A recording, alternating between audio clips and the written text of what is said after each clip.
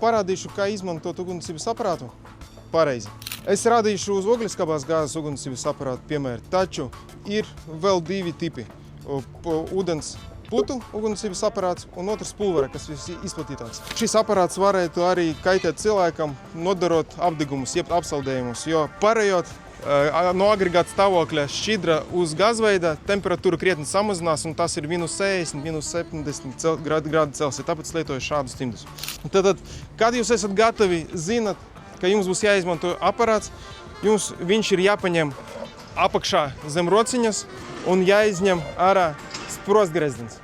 Ir viens mazs, bet ļoti nozīmīgs knifs, ka jūs nedrīkstat saspiest šo te roktoru, citādi jūs nekad nevarēsiet izņemt ārā gredzenu. Ar augšējo roktoru paņemot, viņš kustās vienkārši nospiežot, viņš staigā. Tātad mēs izraujam gredzenu.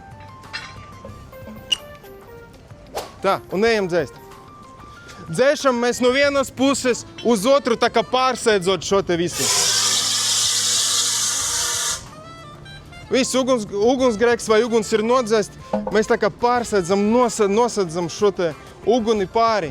Tikai tādā veidā var panākt, lai neizšļākātos uz visām pusēm, vai arī tas, kas deg, neaiziet pa gaisu, pieņemsim pušot virsū ar ugunsdzības aparātu, kas ir pulvera tipa. Ar šo ugunsdzības aparātu, kas ir 5 kg ogliskābās gāzes, līdzīgi kā ar ugunsdzības aparātu, kas ir 6 kg pulveris, viņš strādā aptuveni 11 sekundes, 15, 20, kā nu kurš tur uzpildēs aptuveni tā. Pavisam ilgs laiks nav.